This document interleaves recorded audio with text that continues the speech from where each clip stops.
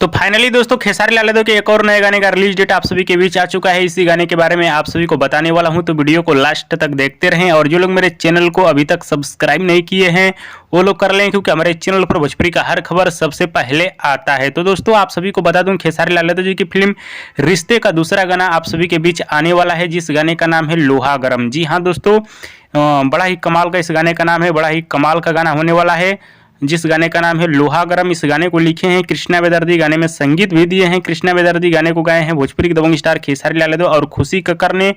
गाना बहुत ही बवाल और खतरनाक होने वाला है, जो कि आप सभी को ये गाना बहुत ज़्यादा पसंद आने वाला है। वीडियो गाने में नजर आएंगी खेसारी लाल यादव और आकांक्षा पुरी। जी हाँ दोस्तों, इस वीडियो गाने में नजर आने वाले हैं खेसारी लाल यादव और आकांक्षा पुरी। वीडियो भी कमाल का शूट किया गया है, वीडियो भी आप सभी को बहुत ज़्यादा पसंद आने वाला है। तो गाने का रिलीज डेट आप सभी को बता देना चाहता हूं। इस गाने को रिलीज किया जाएगा 11 तारीख को सुबह 6:30 पे SRK म्यूजिक के यूट्यूब चैनल पे। जी हाँ दोस्तों, इसी 11 तारीख को सुबह 6:30 पे इस गाने को रिलीज किया जाएगा।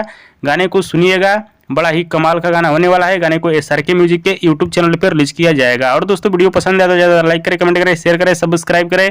धन्यवाद दोस्तों।